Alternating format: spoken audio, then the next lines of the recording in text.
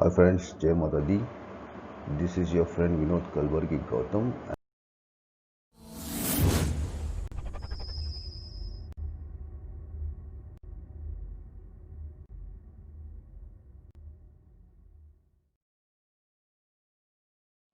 Hi friends, this is chapter 5. This is about special ascendant.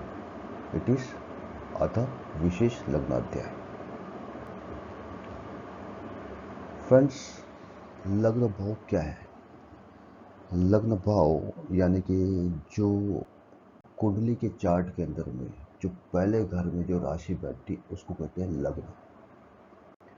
या अभी जरा समझ लेते, थोड़े एग्जाम्पल से समझते हैं. देखिए, ये मेष असेंडेंट राशि है, ये मेष लग्न है. क्यों? क्योंकि इसमें जो है फर्स्ट हाउस में पहला ग्रह 1 नंबर लिखा हुआ है, तो दैट बिकम्स एरिस असेंडेंट या मेष लग्न.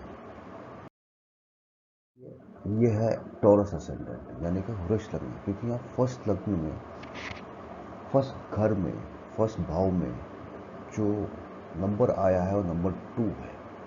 नंबर 2 इज रिप्रेजेंटिंग टॉरस यानी कि वृष, तो इसको कहते हैं वृष लग्न या टॉरस असेंडेंट.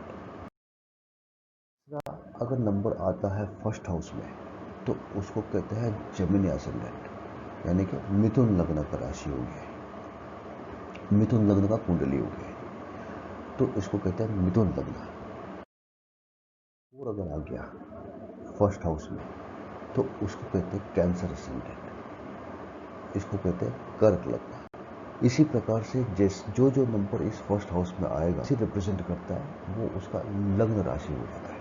यानी कि जैसे अगर समझो अगर 5 आ गया तो लियो लग्न हो गया, लियो एसेंडेंट हो गया.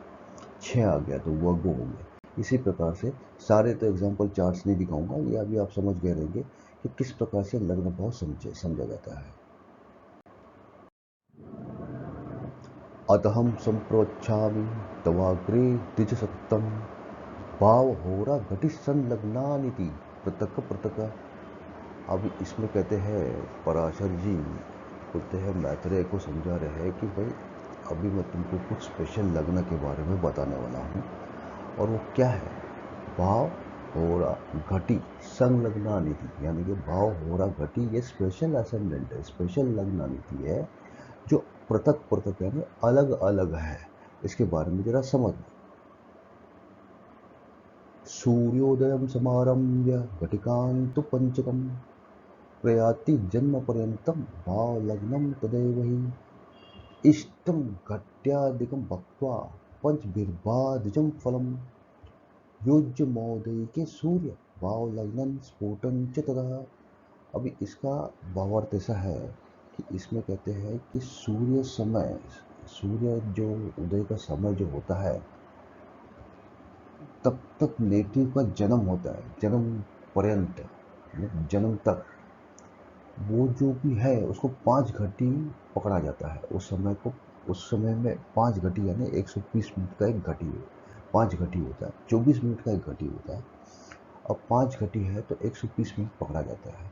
अगर उसको 5 से डिवाइड करें, जिस समय उसका जन्म हुआ है उसको अगर 5 से अगर डिवाइड करते हैं और सनराइज के समय जो सन जो लॉन्टिट्यूड है उसमें अगर जोड़ते हैं, देखिए इसमें कहा गया है पंचभिर्बाधिजम. पंचभिर्बाधिजम मतलब 5 से उसको डिवाइड करने का है.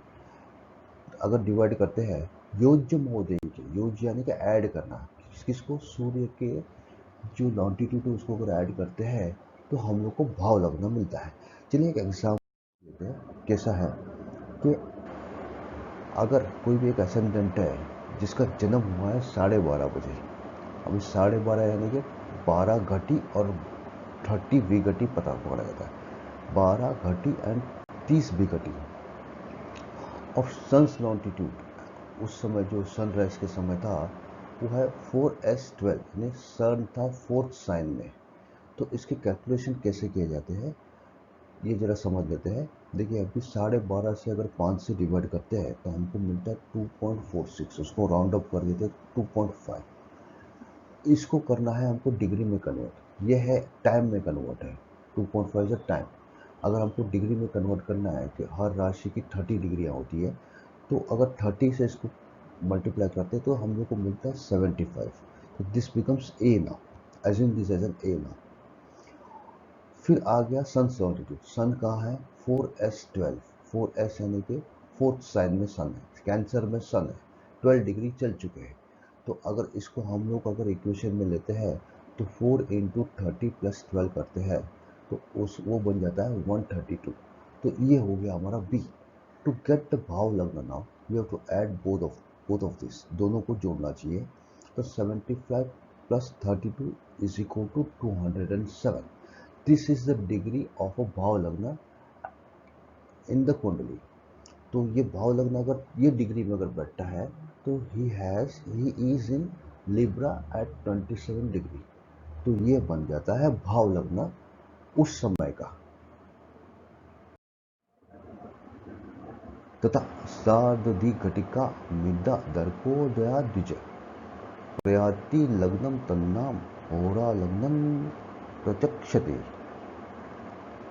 ईशाट घट्यादिकम दिग्नम पंचाप्तम भादिकं च यतः योज्यमोदयिके बाणो होरा लग्नं स्फोटन ही तथा। अब इसमें कहते हैं कि जिस प्रकार भाव लग्न जो है वो एवरी 5 घटी में रिपीट होता है आफ्टर सूर्योदय टिल जन्म पर्यंत। तो उसी प्रकार ये होरा लग्न है, ये होता है 2.5 घटी, 2.5 घटी में रिपीट होता है जन्म पर्यंत। जिस प्रकार वो 120 मिनट्स का होता है, ये 60 मिनट्स का होता है होरा लग्न जो है। और सेम रूल इसमें भी एप्लीकेबल है। जिस प्रकार हमने भाव लग्न में जन्म समय को 5 से डिवाइड किया था, इसको 2.5 से हमको डिवाइड करना है, 2.5 से हमको डिवाइड करना है और उसी प्रकार से हमको कैलकुलेट करना। चलिए एग्जाम्पल से समझ लेते हैं कैसे होता है होरा लग्न का कैलकुलेट। देखिए अभी एग्जाम्पल में है, हम लोग वो सेम वही समय लेते हैं 12.5 सॉरी, एंड 12.5 यानी 12 आवर्स एंड 30 मिनट्स, इसको कहते हैं 12 घटी एंड 30 विघटी। तो सन्स भी लॉन्टिट्यूड भी सेम रख रहे हैं हम लोग, 4s12 डिग्री में सन है उसमें।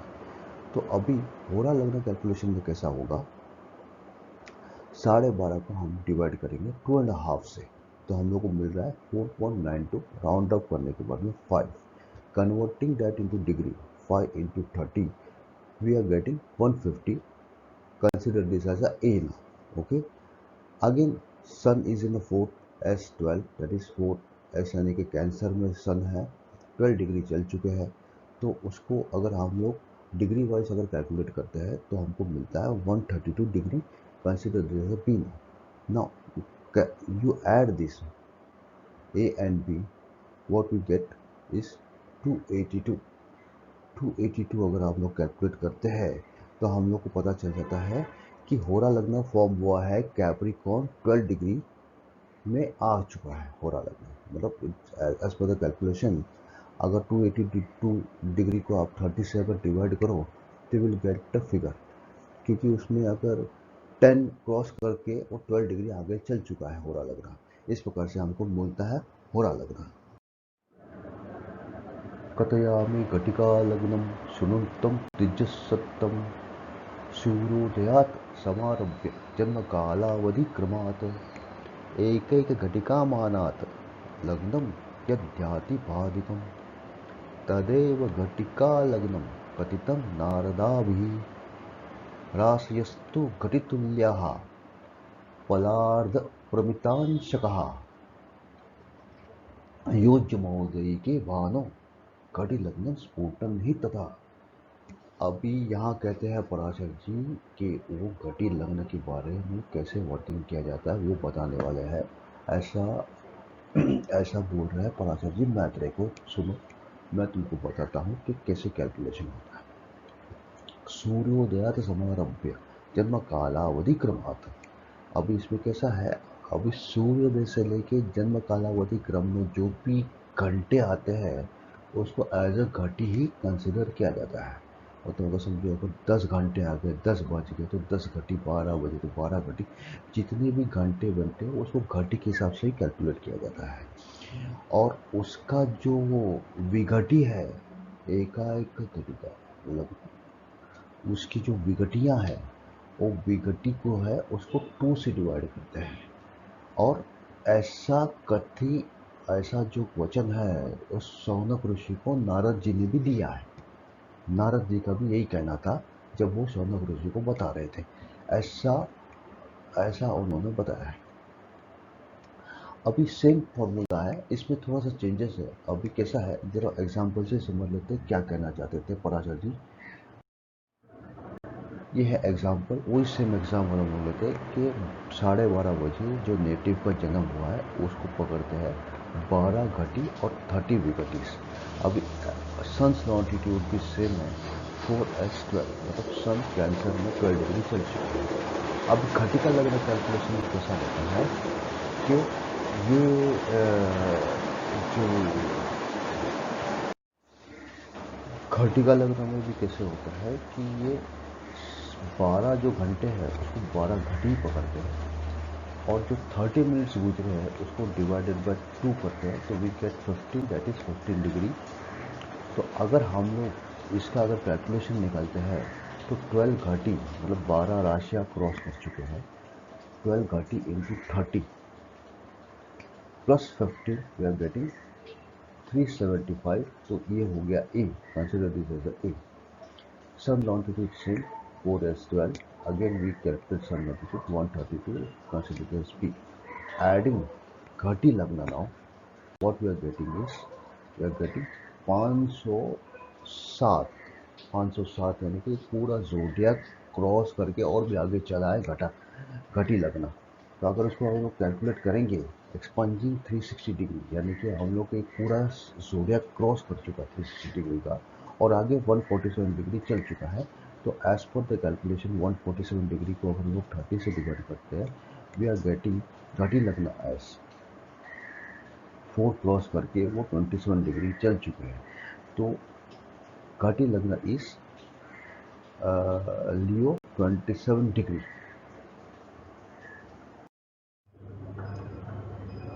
क्रमदेशांच लग्नानां भावकोष्ठं पृथक् लिखेत, ये ग्रहा यत्र ते तत्र ते स्थाप्य राशि लग्नावता। अभी इसका ऐसा है कि क्रम देशांच लग्नाना, मतलब अभी जैसे अभी लग्न भाव हम लोग देखते हैं जनरल चार्ट के अंदर में, तो हमको भाव कोष्ठ में जो छुपे हुए ग्रह है, भाव कोष्ठ के भाव में छुपे हुए जो है वो अलग लिखा जाता है, और पृथक लिखित मतलब अलग से लिखते हैं। ये ग्रह यत्र भेद तत्र ते स्थाप्य, मतलब ग्रह जो है थोड़े से इधर उधर हो सकते हैं। अगर ये भाव देखें कि हम लोग तो ग्रह थोड़े बहुत उनका घर जो स्थापना है वो भाव में चेंज हो सकता है, ऐसा इसका तात्पर्य बना है। देखिए अभी कैसा है कि जब भी हम लोग जो भी एसेंडेंट का अभी हम लोग निकालते हैं तो हम लोग को 3 एसेंडेंट के लॉन्टिट्यूड्स मिलते हैं, 3 भाव मिलते हैं। जैसे कैसे है भाव लग्न मिलता है, होरा लग्न मिलता है, घटिका लग्न मिलता है। और एक घटिका लग्न के अंदर में जरूरी नहीं है कि वो जो एसेंडेंट जो भाव चार्ट जैसे लग्न राशि में बना है वैसे का वैसे ही होगा, थोड़ा बहुत हेर फेर हो सकता है। अगर कोई हेर फेर नहीं है तो उसके अंदर में जो घर के जो स्थापना किया हुआ है, जो हाउसेस में जो ग्रह बैठे हैं वो हिसाब से वो फल देंगे। या अगर थोड़े से अगर फर्क हो जाते हैं तो वो थोड़ा सा फर्क देखना चाहिए, ऐसा इसका तात्पर्य बनता है। चलिए फ्रेंड्स जानते हैं एक एग्जाम्पल द्वारा क्या फ़र्क होता है राशि चार्ट और एक भाव चार्ट में। मेरे पास एक एग्जाम्पल है, वीरेंद्र सहवाग की कुंडली है, इज़ बॉर्न ऑन 20 अक्टूबर 1978। और इसकी राशि चार्ट जिस समय वो पैदा हुए थे उस समय उनकी जो ग्रहों की दशा थी वो इस प्रकार बताई गई थी राशि चार्ट के अंदर में। देखिए आप इधर क्लियरली देख सकते हैं कि नंबर 5 वो फर्स्ट हाउस में है, इसका मतलब है लियो असेंडेंट कुंडली है। और उसमें लियो में बैठे हैं शनि, यानी कि लग्न भाव में बैठे हैं शनि। आप देखो मून बैठे टॉरस में, केतु बैठे पाइसेस में, और जुपिटर जो है 12th हाउस में बैठे हैं कैंसर में। 6th वर्गो में बैठे हैं, वर्गो के साथ है राहु जो है 2nd हाउस, और 3rd हाउस में जो है conjunction of planets in Libra, that is Sun, Mercury, Mars and Venus. These are the conjunction of planets in Libra. This is showing in the राशि चार्ट, ये बता रहा है राशि चार्ट। अभी चलिए देखते हैं क्या बताता है भाव चार्ट। भाव चार्ट बता रहा है, सेम चार्ट बता रहा है विथ द सेम एसेंडेंट, लेकिन इस एक खाली फर्क हो गया है।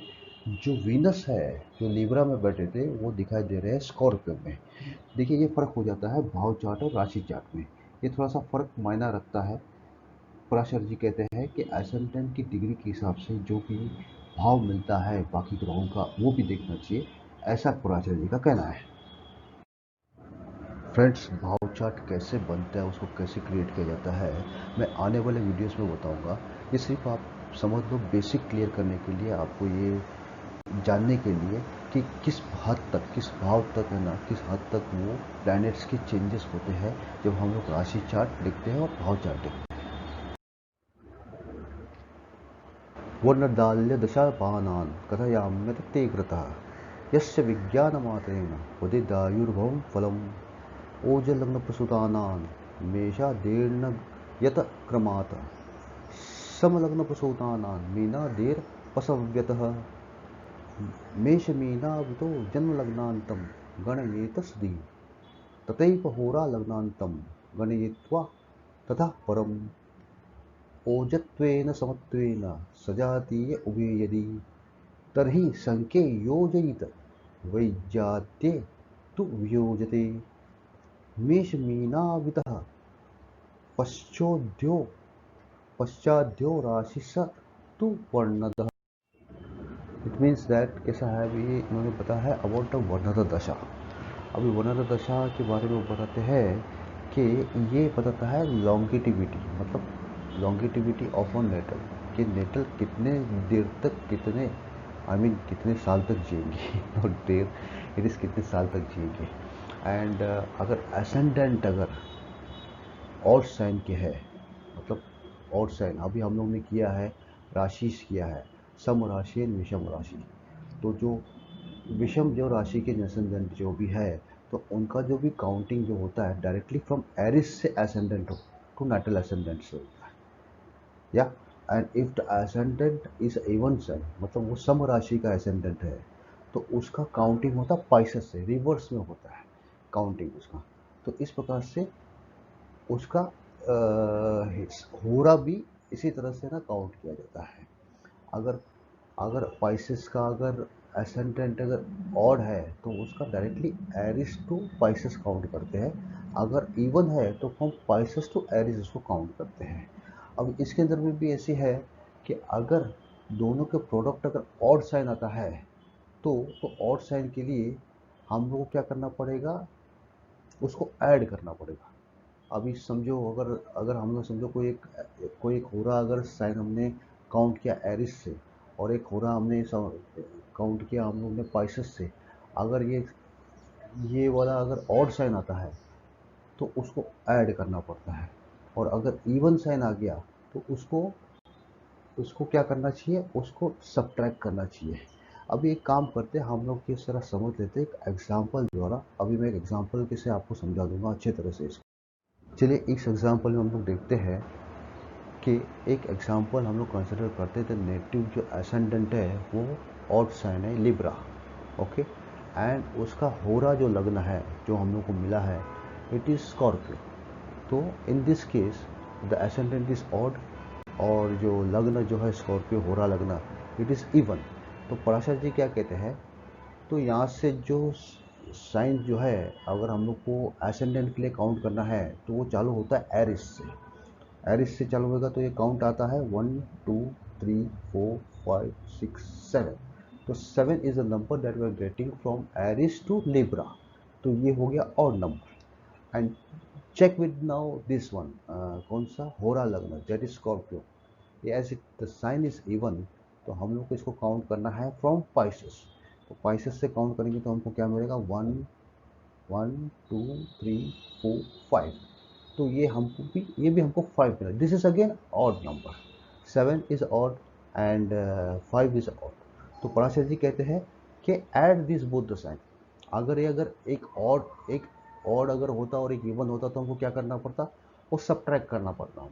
लेकिन जो कि ये ऑड नंबर का साइन है दोनों, तो we have to add this again to get the number 12 which is the even now. अभी ये इवन के लिए क्या रूल अप्लाई होता है, the counting start from Pisces in the reverse order. अगर पाइसेस से हम लोग इसको काउंट करेंगे इन अ रिवर्स मैनर तो हमको क्या मिलता है, वर्णदा लग्न मिलता है। तो 10 if you count Pisces, from Pisces the 12 count we are getting going back again to Aries। तो एरिस जो है उस नाटल का वर्णदा राशि हो गया, या ऐसे ऐसे बताया गया है इसको कंसिडर करने के लिए। ओके, नाउ अब in the case counting we done from the Aries from the 0 degree. अभी कैसे होता है, अगर एरिस में जाते हैं तो हमको 0 डिग्री से काउंट करना पड़ता है, एंड फ्रॉम अगर पाइसेस में होता है तो हम लोग को 50 डिग्री से काउंट, आई मीन टू से दैट 30 डिग्री से काउंट करना पड़ता है। ओके, तो ये इसका काउंटिंग इस प्रकार से होता है। यत् प्रयोजनम वक्ष्येय शृणु त्वं दिक्पुंगवः होरा लग्न भयोर्नेयः सबलाद वर्णदा दशा। यत् संख्यो वर्णदो लग्नात् तत्संख्या क्रमेण तु क्रमयुक्त क्रम भेदेन दशा स्यादोज युग्मयो। यानी कि इसमें इफेक्ट्स ऑफ वर्णदा दशा के बारे में बताया है। तो वो बता रहे हैं, हे मैत्रेय मेरी बात अभी ध्यान से सुनो, कि नेटल एसेंडेंट या होरा लग्न, जो भी होरा लग्न भयो ने, या जो भी आइदर होरा लग्न या नेटल एसेंडेंट जो भी सबला है, मतलब जो भी बल है, जो भी स्ट्रॉन्गर है, वहाँ से वर्णदा दशा शुरू होता है। अभी उसके साथ में उन्होंने ये भी बताया है, अगर एसेंडेंट अगर ऑड साइन है तो उसका काउंटिंग ऑफ दशा शुरू होता है क्लॉकवाइज मैनर में, और अगर इवन है तो एंटी क्लॉकवाइज मैनर में इनका शुरू होता है। अभी लग्न दशा जो है, वो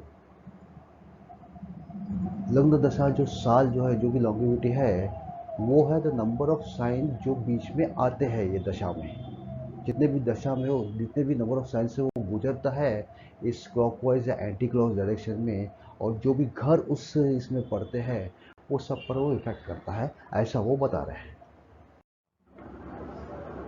पाप दृष्टि ही पाप योगो वन्नदस्य त्रिकोणके यदि स्यात् तर्हि तद राशि परंत तस्य जीवनम।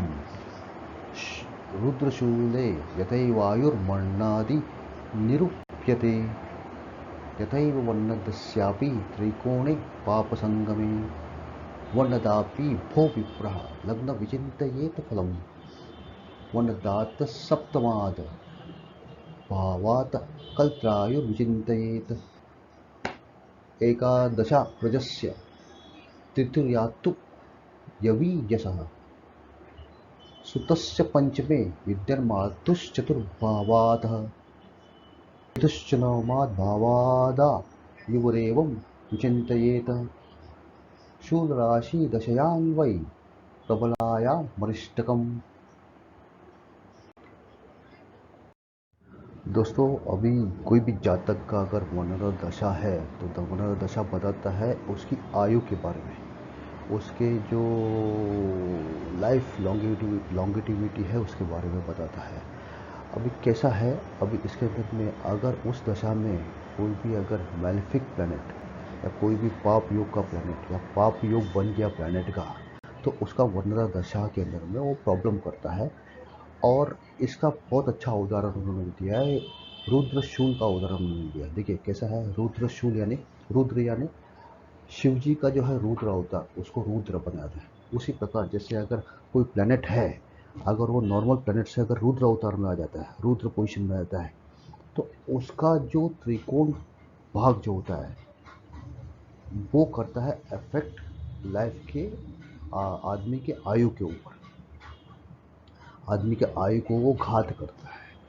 अभी कैसा है देखिए, अभी इन्होंने कैसे सिंपल एग्जांपल दिया है कि रुद्र शूल उसका ट्राइन, ट्राइन यानी त्रिशूल, शूला जो है वो त्रिशूल का भाग है, रुद्र जो है शिव का जो रुद्र अवतार है। ऐसा अगर त्रिशूल का घात अगर लग जाता है किसी भी इंसान को, तो वो क्या होता है, उसकी जो लाइफ है, उसका जो जीवन आयु है वो ख़त्म हो जाता है उसके अंदर में।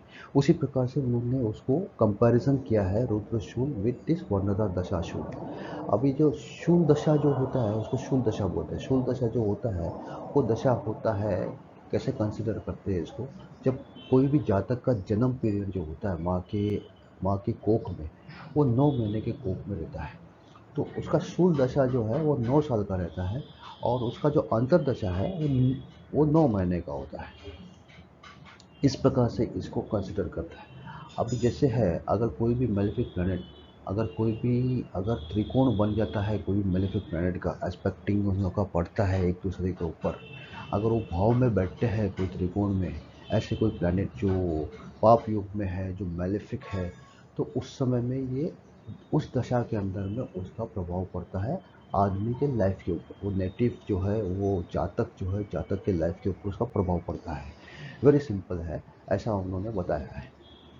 अभी ये जो है शूल दशा आयु जो होता है, अंतर्दशा आयु 9 महीने का होता है, शूल दशा जो आयु जो होता है वो 9 साल का होता है। कैसे है देखिए, अभी 9 महीने का टाइम है, बराबर है, और 12 राशियां हैं और 9 ग्रह हैं। अभी वो मिनिमम उसका पीरियड होता है 12 राशियों में घूमने का, ग्रहों का। अगर वो पूरे 12 राशियों 9 ग्रह का कॉम्बिनेशन बैठता है तो होता है 108 महीने का आता है टोटल। 108 महीने में अगर समझो उसको 9 से अगर आप डिवाइड करेंगे 9 महीने का, तो वो बन जाता है आपका 9 साल की आयु बनती है उसकी। It is 12 multiply by 9 divided by 12, it gives 9 years. ये इसका शूल दशा पीरियड होता है। पूर्ण आयु दशा कितना होता है? अभी जो 12 है वो 12 बार घूमते हैं, 12 राशियां हैं तो 12 सर्कुलेशन घूमते हैं, तो बनता है 144, 144, 144 इंटू 9, वो बन जाता है 108 साल का दशा, और 108 साल का पूर्ण आयु माना जाता है। तो अभी ऐसा है। अभी वर्णदा दशा के अंदर में कैसे है, नाटल एसेंडेंट के अंदर में किस किस घर में इसका भाव पड़ता है। Seventh from the Varnada will denote the longevity of सॉस। सातवां जो भाव है वो जो पार्टनर है, तुम्हारा जो बीबी है, तुम्हारी वाइफ है, अगर वाइफ है तो उसका हस्बैंड है, उसके लाइफ को डोनेट करता है। तीसरा भाव जो है वो आपके छोटे भाई बहन जो होते हैं उनके आयु के ऊपर प्रभाव करता है। चौथा भाव जो है वो माँ की आयु के ऊपर प्रभाव करता है। नौवां भाव जो है पिता की आयु के ऊपर प्रभाव करता है। और इसी प्रकार से 11वां जो भाव है, 11वां भाव जो है वो आपके एल्डर ब्रदर्स एंड सिस्टर्स हैं, उनके आयु को दर्शाता है। इस प्रकार से जो भी शूल दशा में जो भी शूल राशि अगर आता है और उसको इन्फ्लिक्ट होता है तो वो बुरे परिणाम देता है, ऐसा बता रहे हैं पराशर जी। अभी ऐसा है, Rudra planet are more strength in second and eighth house. Second house के जो लॉर्ड है वो कौन है, वो है वीनस। और एट लॉर्ड यानी स्कॉर्पियो के अंदर के जो लॉर्ड है, एट हाउस के जो लॉर्ड है, नेचुरल लॉर्ड्स जो नेचुरली हम लोग देखते हैं काल पुरुष कुंडली के अंदर में, अगर आठवें भाव का जो लॉर्ड है वो है मंगल यानी कि मास। अगर इन लोग के पोजीशंस ऐसे अगर फॉर्म कर देते हैं, त्रिकोण में बैठते हैं, कोई मैलिफिक प्लैनेट के एस्पेक्ट में आते हैं, तो वो क्या होता है, वो डेथ की पॉसिबिलिटीज उसमें बढ़ जाती है। इस प्रकार से है ना वो दशा का इन्होंने बताया है कि इन्होंने बताया है कि इसका कैलकुलेशन होता है। कैसे होता है, अगर एसेंडेंट अगर ऑड है तो डायरेक्ट यानी कि क्लॉकवाइज इनका कैलकुलेशन होता है, और अगर इवन है तो उनका एंटी क्लॉकवाइज कैलकुलेशन होता है। इस प्रकार से इनका कैलकुलेशन होता है, ऐसा बता रहे हैं पराशर जी। चलिए देखते हैं शूल दशा, शूल अंतर्दशा और पूर्ण आयुष कैसे फॉर्म होता है। ये जो पीरियड ऑफ कंसेप्शन जो होता है प्रेगनेंसी का, इसको बोलते हैं 9 मंथ्स का जो टाइम होता है उसको बोलता है शूल अंतर्दशा। शूल अंतर्दशा में कैसे होता है, अगर वो शूल अंतर्दशा अगर आदमी क्रॉस करता है तो वो 12 साइन में घूमता है इंटू 9 मंथ्स अगर करते हैं तो 100 होता है 108 months, that is equal to the 9 years by completing one zodiac circle. अगर योग में कोई अगर शूल रुद्र शूल अगर नहीं बैठता है तो वो जो जातक है वो 9 साल तक जीता है। ये होता है सेकंड स्टेप इसका, अंतरदशा। अंतरदशा के बाद में दशा का स्टेप होता है। फिर पूर्ण आयुष का स्टेप होता है। क्या होता है पूर्ण आयुष में? कैसे कंसिडर करते हैं? 12 साइन जो है 12 जोडियाक सर्कल अगर कंप्लीट करता है तो उसका कैलकुलेशन है 12 sign 12 zodiac into 9 months, that is giving 100 and sorry not 100, it's 1296 month. अगर इसको अगर ईयर्स में कन्वर्ट करेंगे तो होता है 108 साल का।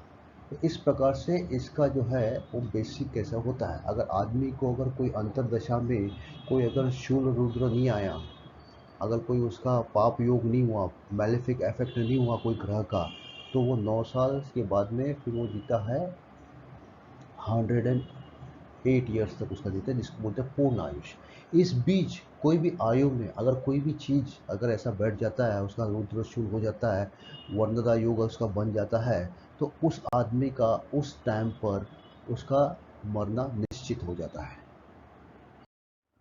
चलिए एक एग्जांपल लेते हैं। एक नेटिव एसेंडेंट जो लिब्रा है हमने इसका किया था, एंड होरा लग्न जो है वो है स्कॉर्पियो, जिसका हम लोग ने निकाला था वर्णदा राशि, वर्णदा दशा वर्णदा राशि निकाला था जो था मेष राशि। Yes.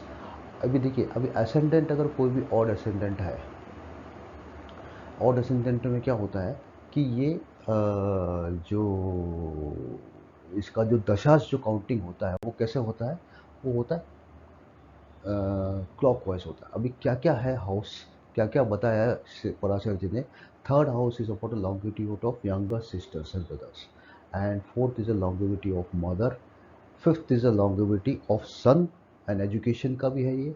Seventh is a longevity of spouse, यानी कि आपकी धर्म पत्नी या बोलो उसका लॉन्गिविटी है, या आपका पार्टनरशिप का लॉन्गिविटी के ऊपर भी बताता है। Ninth is a longevity of father, Varnada dasha. Varnada dasha only portrays about the life, longevity of life, not nothing other than the life. And 11th जो है अभी तो longevity of elder brothers and sisters. अभी कैसे उन्होंने कहा है, अगर आइदर वर्नदा स्ट्रॉन्ग सॉरी अगर नाटल एसेंडेंट स्ट्रॉन्ग है तो उसका काउंटिंग होता है एसेंडेंट से काउंटिंग होता है। If Libra is a natal ascendant तो इसका जो काउंटिंग होगा clockwise, like this clockwise. And what about the houses, जो भी हाउसेस इसके अंदर में पढ़ रहे हैं बीच में, जैसे अभी इसमें अभी देखिएगा longevity of elder brothers and sisters, father का देखेगा और स्पाउस का देखेगा। This is the thing he will check. Varnada dasha ये नेटिव का, ये जो नेटल जो जिसका है जो नेटल एसेंडेंट लिब्रा जिसका है उसका ये सब वो लॉन्गिविटी देखेगा। या होरा लग्न अगर स्ट्रॉन्ग है तो इसका जो चलेगा डायरेक्शन वो है एंटी क्लॉकवाइज, यानी कि रिवर्स। चलिए अभी देखते हैं इसका reverse order. Same native same होरा लगना, नेटिव लगना। अगर होरा अगर स्ट्रॉन्गर देन एसेंडेंट है तो इसका इम्पैक्ट कैसे है देखो। Third longevity of youngest brother sister, mother, son, spouse, father and elder brothers and sisters. अभी हमने जैसे लास्ट टाइम के अंदर में निकाला था विथ लिब्रा एसेंडेंट एंड होरा साइन एज अ स्कॉर्पियो, तो हमको मिला था एरिस। अभी लास्ट स्लाइड में हमने देखा because the ascendant was stronger than the होरा लग्ना, तो it is a odd sign, तो वो क्लॉकवाइज उसने लिया। अभी अगर होरा लगना जो स्कॉर्पियो है अगर वो इवन साइन अगर स्ट्रॉन्गर है तो उसका होता है anti clockwise. And the houses that is intervening between them is looking about the longevity of third brothers and sister third house, mother the fourth house, fifth longevity of the son and longevity of the spouse, ऐसा है। और जो ascendant जो है the number of signs that is intervening, ascendant का जो life है जितने भी साइन से वो गुजर रहा है that will give the longevity of an ascendant. ऐसा इसका वर्णदा दशा का कैलकुलेशन बताया था पराशर जी ने। Hope I you would understand this now. एवं तन्वादिभावानां कर्तव्या वर्णदा दशा पूर्वच्च फलं ज्ञेयं देहिनां च शुभाशुभम् ग्रहणान् वर्णदा नैव राशिनां वर्णदा दशा कृत्वा कर्दा राशिदशान् क्रमान्तरदशान् वदेत एवं मन्त्रदशादिञ्च कृत्वा तेन फलं वदेत क्रमयुक्तक्रमभेदेन लिखेदन्तदशामपि स्वदेशोद्भवं लग्नं जन्मलग्नमिहोच्यते भावहोरादिलग्नानां सर्वत्र समक्रिया। अभी इसका भावार्थ है, इसके बारे में कह रहे हैं कि एसेंडेंट जो भी वर्णता दशा के भाव में कमेंसिंग करता है,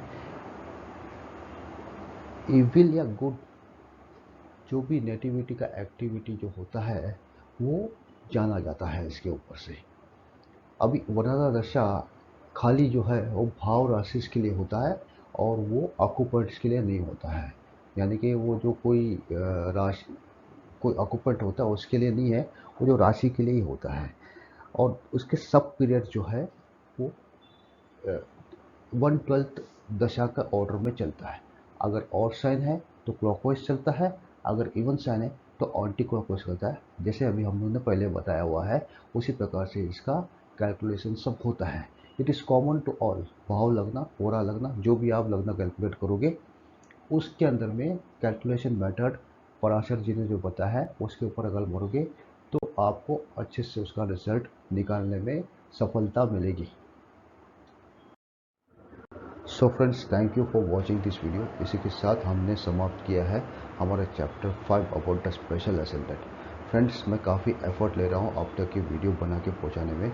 आपको ये कैसा लग रहा है? अगर अच्छा लग रहा है तो प्लीज़ इसको लाइक कीजिएगा, सब्सक्राइब कीजिएगा एंड बेल नोटिफिकेशन आइटम जरूर दबाइएगा, क्योंकि आने वाले जितने भी वीडियोस है आप तक तुरंत पहुँच जाएंगे।